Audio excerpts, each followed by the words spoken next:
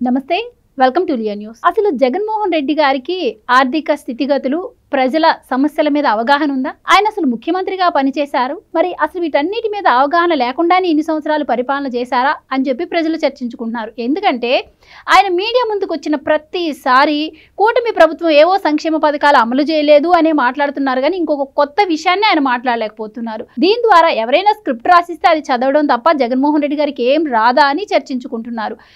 మరి ఆయన పర్సనల్గా కూడా పెద్దగా ప్రొజెక్ట్ చేస్తున్నట్టు ఏం అనిపించట్లేదు కొత్త విషయాల గురించి. అంటే కూటమి ప్రభుత్వం ఆ ఛాన్స్ ఇవ్వట్లేదు అనుకోవాలా, మరి జగన్మోహన్ రెడ్డి గారికి ఏం రాక పదే పదే అవే మాట్లాడుతున్నారు అనుకోవాలా? ఇప్పుడు పులివెందులు వెళ్ళారు, అక్కడ అరటి రైతులను పరామర్శించి కూడా గతంలో చేసినటువంటి వ్యాఖ్యలే చేశారు. సో ఏంటి అసలు తెలుసుకునే ప్రయత్నం చేద్దాం. మనతో పాటు ఉన్నారు సీనియర్ జర్నలిస్ట్ దుర్గా కుమార్ గారు. నమస్కారం అండి. నమస్కారం గౌర్ని, మన వీక్షకులు కూడా. సార్, ఈరోజు పులివెందుల్లో జగన్మోహన్ రెడ్డి గారు ఏం మాట్లాడారో మీరు చూసే ఉంటారు. పదే పదే తడబాటు, అదే స్క్రిప్టు, మళ్ళీ మళ్ళీ రిపీటు. అంటే గతం నుంచి అదే స్క్రిప్ట్ మనం పద్దాక వింటూ వస్తున్నాం. మరి ఇక ఇవి పథకాలు ఇవ్వలేదు, అవి పథకాలు ఇవ్వలేదు అని చెప్పి ప్రభుత్వాన్ని ఉద్దేశించి అంటున్నారు. అసలు జగన్మోహన్ రెడ్డి గారికి అనే అర్హత ఉందా? ఇప్పుడు నేను ప్రస్తావించినట్టుగా ఆయనకు అసలు కొత్త విషయాలే చెప్పడానికి లేక అవే విమర్శలు చేస్తున్నారా? మీరు అన్నది కరెక్ట్ అమ్మా. నాకు కూడా అదే అనిపించింది. నేను కూడా చాలామందిని, అంటే నేను 79 నుంచి యాజ్ ఏ రిపోర్టర్గా చాలామంది ముఖ్యమంత్రులను చూశాను. వయోధికులు కూడా ఎంతో ఉత్సాహంగా మాట్లాడటం, అవగాహనతో మాట్లాడటం చూశా. కానీ జగన్మోహన్ రెడ్డి గారు మరి ఇంత చిన్న వయసులోనే ఆయనకి ఏమీ అవగాహన లేకుండా తడబట్టం ఒకటి, ఆయన మరి ఏదో ఒక ఇన్ఫ్లుయెన్స్లో ఉన్నాడా దేనికి అనే ఒక ఇది కనబడుతుంది. చిన్న విషయాలు కూడా ఆయనకి ఏమీ తెలియనట్టుగాను మాట్లాడుతున్నాడు, తడబాటుకు గురవుతున్నాడు. తర్వాత సొంత నియోజకవర్గం పులివెందులు వెళ్ళినప్పుడు ఎంత ఒక మనిషిలో ఒక ఉత్సాహం ఉండాలి, తన సొంత ప్రదేశం, అక్కడ కూడా ఏదో మొక్కుబడిగానే నిలబడటం, మెలికలు తిరగటం, ఆ పక్కన ఉండే వాళ్ళు కూడా ఇబ్బందికరంగా ఫీల్ అవ్వటం నేను గమనించా. ఇంక్లూడింగ్ అవినాష్ రెడ్డి కూడా వెనకాల నుంచుని ఈయన ఏదన్నా మంచి మాటలు మాట్లాడతాడేమో, కొంత ప్రజల్లో ఏదైనా మార్పు వస్తేమో అన్న ఒక ఆశ అతనిలో కనపడలేక నిర్లిప్తంగా నిలబడ్డాడు. ఆయన కూడా ఏదో వచ్చాడా వెళ్ళాడా అన్నట్టుగా ఉంది. రెండోది ఏంటంటే ఆయన ప్యాలెస్కి మాత్రమే పరిమితం అవుతున్నాడు. ఆయన ఓటమి అయిన తర్వాత ఉంటేనేమో తాడేపల్లి ప్యాలెస్, ఎక్కువగా బెంగళూరులో ఉంటున్నాడు. ఇప్పుడు బెంగళూరు నుంచే వచ్చాడు, మళ్ళీ బెంగళూరు వెళ్ళిపోతాడు. పులివెందులు వచ్చింది కూడా బెంగళూరు నుంచే వచ్చాడు, బై రోడ్డు వచ్చాడు, బై హెలికాప్టర్ వెళ్ళిపోతున్నాడు.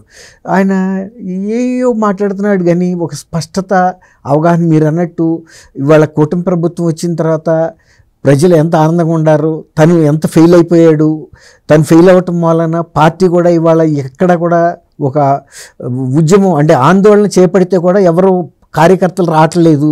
అటువంటి పరిస్థితుల్లో కూటమి వైఫల్యాల గురించి చెప్పడానికి ప్రయత్నిస్తున్నాడు ఆయన. కూటమి అన్నిట్లోనూ ఫాస్ట్గానే ఉంది. రెండోది ఏంటంటే కూటమి వచ్చిన తర్వాత ఈ గతంలో లాగా చీఫ్ మినిస్టర్లు కానీ, లేకపోతే డిప్యూటీ చీఫ్ మినిస్టర్ కానీ, ఇతర మినిస్టర్లు కానీ ఈయనలాగా బందోబస్తు మధ్య లేకపోతే పోలీస్ ప్రొటెక్షన్ మధ్య బతకట్లేదు. ప్రభుత్వం అనేది ప్రజల్లో పంచదార నీళ్ళల్లో కలిసిపోయినట్టుగా ప్రభుత్వం అనేది విడిగా కనపట్టాల. ఇదివరకు ఏంటంటే ఈయన వచ్చినప్పుడు ప్రభుత్వం అనేది కనపడేది. రోప్ పార్టీలు, తర్వాత అందరినీ దూరంగా పంపించేసేయటం, ఎవరు తలుపులు తీయకుండా ఉండటం, అలాంటి ఒక వాతావరణం ఇవాళ లేదు. దాంతో ఆయనకి అసలు ఇక్కడ ఏం జరుగుతుందన్నది కూడా తెలియట్లేదు. ఎక్కువ బెంగళూరు మీద కాన్సన్ట్రేట్ చేసుకుంటున్నాడు, లేదంటే విదేశాల పర్యటనకి వెళ్తున్నాడు. సొంత పార్టీ కార్యకర్తలకి ఈయనకి కూడా గ్యాప్ వచ్చేసింది. ఎప్పటికప్పుడు ఏదన్నా నేను పలానా రోజు వస్తున్నానని చెబుతాడు, పలానా జిల్లా, మళ్ళీ అంటాడు కొంతకాలం చంద్రబాబు గారికి టైం ఇస్తాం అంటాడు. ఇప్పుడు తను వెళ్ళలేక చంద్రబాబు గారికి టైం ఇవ్వటం ఏంటి? నువ్వు ఉద్యోగం చేయదలుచుకున్నప్పుడు ఎల్లు, జనంలో కలువు. చంద్రబాబు నాయుడు గారి ప్రభుత్వంలో వైఫల్యాలు ఉంటే అసలు బయట విమర్శించడం ఎందుకు? అసలు అసెంబ్లీలోనే విమర్శించడానికి మంచి వేదిక.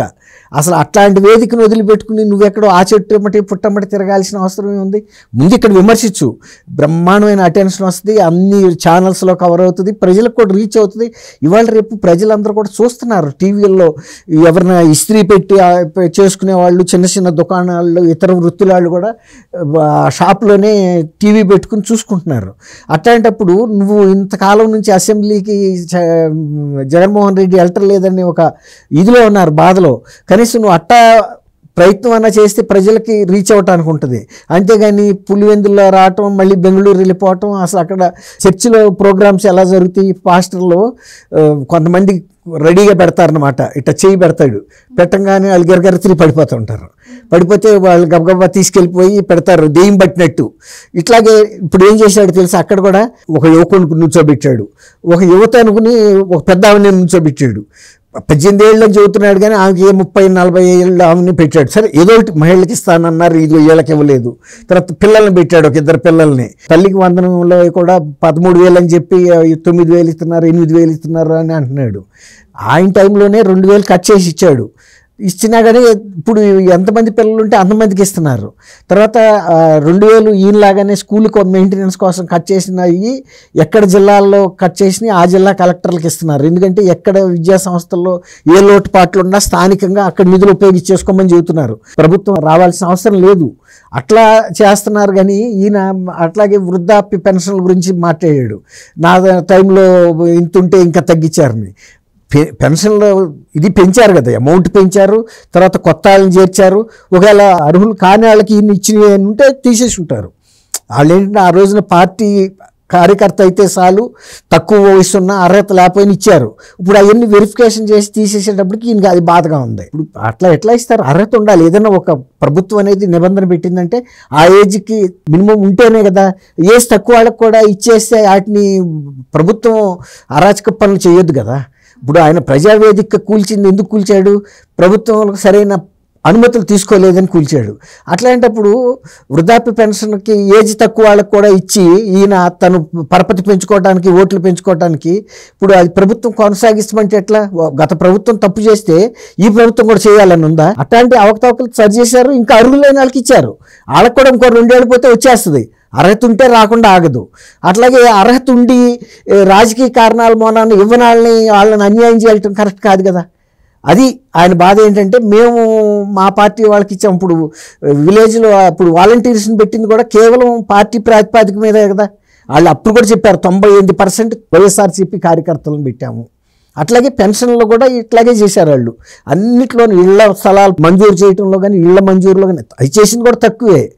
అవి కూడా ఎంత అవినీతి చేయాలో అంతా చేశారు. దాంతో లబ్ధిదారులు వాళ్ళ ఇల్లు ఆ ఇళ్లలో ఉండలేని పరిస్థితి. ఆవు భూములని లోతట్టి కొనటం ఇలా అనమాట. ఇప్పుడు మీరు అడిగారు ఆయనకి మరి ముఖ్యమంత్రిగా చేశాడు కానీ గతంలో ప్రభుత్వంలో ఇచ్చిన పెన్షన్ల మీద కానీ లేకపోతే సంక్షేమ పథకాల మీద కానీ అవగాహన లేదా అని. అవగాహన ఉంటే ఆయన అంత తడబడాల్సిన అవసరం ఉంది. ఫింగర్ టిప్స్ మీద చెప్పాలి అప్పటికి ఇప్పటికి ఉన్న మార్పులు ఏంటి. పని నువ్వు ఆందోళన చెయ్యి, బయటకు వచ్చి లేకపోతే అసెంబ్లీలో ప్రస్తావించు. అంతేగాని నీ సొంత నియోజకవర్గంలోకి వచ్చి ఒక్కరోజు అది కూడా ఎంత ఆ మీటింగ్తో క్లోజ్, వెళ్ళేది లేదు వచ్చేది లేదు. ఎందుకంటే సొంత నియోజకవర్గానికి కూడా వెళ్ళలేదనే అపకీర్తి వచ్చింది. ఇప్పుడు ఈయన పార్టీ గురించి పట్టించుకోవట్లేదు, పులివెందుల గురించి కూడా పట్టించుకోవట్లేదు అనేది వచ్చింది. అందుకని ఏదో మీరు రమ్మన్నారు నేను వచ్చాను అన్నట్టుగా వచ్చాడు మొక్కుబడిగా. ఇప్పుడు ఏదో కార్యక్రమం ఉంది సార్, దానికి అటెండ్ అయ్యేందుకు ప్రోగ్రామ్ కి అదే ప్రైవేట్ కార్యక్రమాలకు వచ్చి పనిలో పనిగా ఇది కూడా చేసుకెళ్తున్నాడు. స్వామి కార్యం స్వకార్యం అని. ఆయన అవినాష్ రెడ్డికే మొహం మాడిపోయింది. ఎందుకంటే ఈయన మాట్లాడిన తీరు అక్కడ ఆయనకి అసలు నచ్చట్లా. ఆయన ఫేస్లో దాచుకోలేకపోతున్నారు. పక్కాళ్ళు కూడా ముఖాలు పక్కకు తిప్పుకుంటున్నారు. ఈయన మాట్లాడే మాటలు తడబాటు, మరి మందులు అవన్నీ సరిగ్గా అందుతున్నాయా లేదా తెలీదు. గతంలో చెప్పేవాళ్ళు ఎప్పటికప్పుడు ఆయన లండన్ వెళ్ళినప్పుడు ఆరోగ్యం గురించి అక్కడ మందులు తెచ్చుకుంటూ ఉంటాడు, అవి వస్తే కరెక్ట్గా ఉంటుంది లేకపోతే తేడాగా మాట్లాడుతున్నాడని. ఇప్పుడు అదేదో లోపం జరిగినట్టుగానే అనిపిస్తాం చూస్తేనే. గతంలో లాగా కూడా ఇప్పుడు లేడు. అప్పుడు చీఫ్ మినిస్టర్గా ఉన్నప్పుడు ఇంతకన్నా కొద్దిగా పర్వాలేదు, కొద్దిగా హుషారుగా ఉండేవాడు, కొంత చెప్పగలిగేవాడు. అసలు ఇవాళైతే పూర్తి తడబాటుగా ఉండాడు. మరి తర్వాత ఈ ప్రభుత్వం లిక్కర్లో డబ్బులు చేసేసుకుంటుందని చెబుతున్నాడు. ప్రభుత్వం లిక్కర్లో డబ్బులు చేసుకోవటానికి ఏముంది, అంత పారదర్శకంగా ఆన్లైన్లోనే కూడా జరుగుతున్నాయి కదా. అప్పుడైతే నగదు, అప్పుడైతే లిమిటెడ్ డిస్టిలరీస్, లిమిటెడ్ బ్రాండ్స్, ఈయన పెట్టిన బ్రాండ్సే. ఇప్పుడు అవేం లేవు. దేశవ్యాప్తంగా ఎన్ని బ్రాండ్లు ఉన్నాయో అన్ని బ్రాండ్లు ఆంధ్రప్రదేశ్లో ప్రతి ఊళ్ళోనూ దొరుకుతున్నాయి, ప్రతి షాప్లోనూ. కాబట్టి ఇంకా వీళ్ళు దోసుకు తినేది ఏంటి? తర్వాత ఆక్షన్ కూడా పబ్లిక్గానే పెట్టారు. ఆక్షన్ పాడుకున్న వాళ్ళు బయట వాళ్ళకి కూడా వచ్చినాయి, ఏ రాజకీయ పార్టీ వాళ్ళకైనా వచ్చినాయి. అందులో ఏం రహస్యం లేదు, వాళ్ళు టెండర్ వేయటమే కదా. అట్లా తీసుకున్నారు, అమ్ముతున్నారు. ఇంకా తర్వాత ఆయన మట్టిలోను, గ్రావెల్లోను, సిలికాన్లోను అవన్నీ చెబుతున్నాడు. గతంలో ఆయన ఎట్లా డబ్బులు తిన్నాడో అవన్నీ చెప్పినట్టుగా ఉంది. కానీ ఈ ప్రభుత్వం వచ్చిన తర్వాత అట్లాంటి పరిస్థితే లేదు. మైన్స్ కూడా ఓపెన్ ఆక్షన్ ద్వారా ఇవ్వమనే కదా ఇప్పుడు భారతీయ సిమెంట్స్ కూడా నోటీసులు ఇచ్చారు కదా, మళ్ళీ తీసుకోండి సున్నప్రాయ గనులు మీకు ఎవరో ద్వారా మీరు తీసుకున్నారు, అది కూడా మీరు అన్ని అనుమతులు పొందలేదని కేంద్రం ఇచ్చిన ఆదేశాలు అమలు చేస్తున్నారు. కేంద్ర ప్రభుత్వ పరిధిలోకి వచ్చే అంశాలని వాళ్ళు ఏది చెబితే అట్లాగే చేస్తున్నారు. అంతేగాని ఇప్పుడు గతంలో అక్కడ నెల్లూరు జిల్లాలో కాకాని గోవర్ధన్ రెడ్డి పల్స్పర్ గన్లు దోసుకుతున్నారు, దాని మీద ఎంక్వైరీ కమిటీ కూడా వేశారు. పర్మిషన్ లేకుండా గన్లు మైనింగ్ చేశారని కూడా తేలింది కదా. ఎన్ని లక్షల క్యూబిక్ మీటర్లు పోయినాయి, కొన్ని వందల కోట్ల రూపాయలు. దాని మీద అరెస్ట్ కూడా అయ్యాడు కదా కాకాని గోవర్ధన్ రెడ్డి. కాబట్టి గతంలో జరిగిన ఎన్ని కూడా వల్లి వేసినట్టుగా ఉంది. కానీ ఇప్పుడు ప్రభుత్వం గురించి చెబుతున్న భావన అక్కడ పక్కన వాళ్ళు కూడా రావట్లా. ఏంటి ఆయన చేసిన అవినీతి గురించి ఆయనే చెప్పుకుంటున్నాడా అన్న భావన పక్కన వాళ్ళందరిలోనూ కనబడుతుంది. కాబట్టి అది ఆయన పూర్తి స్థాయి ఇంట్రెస్ట్ లేదు పార్టీ మీద, ఆయనకి చేయగలిగిన పరిస్థితి కూడా కనబడతలేదు. కలిసి వచ్చేవాళ్ళు కూడా లేరు. మళ్ళీ సజ్జల రామకృష్ణారెడ్డి దిక్కయ్యాడు వాళ్ళ వద్దు అని పంపించేసిన వ్యక్తి ఆయన. ఈ పార్టీ ఓటమికి ఘోర ఓటమికే కారణమైన వ్యక్తిని మళ్ళీ ఇవాళ ప్రధాన సలహాదారుగా తీసుకొచ్చి ఆయన ఉంటే తప్ప ఈ పార్టీ నడవదనే స్థితికి వచ్చింది. ఇక కార్యకర్తల నాయకులు మాత్రం ఇంకా సజ్జల రామకృష్ణారెడ్డిని చూసిన తర్వాత ఏమి ముందుకు వస్తారనేది ఇక అనుమానమే. థ్యాంక్ యూ సో మచ్ అండి. థ్యాంక్ యూ అమ్మ గౌర్ని మన వీక్షకులు. Please subscribe to Leo news for more videos.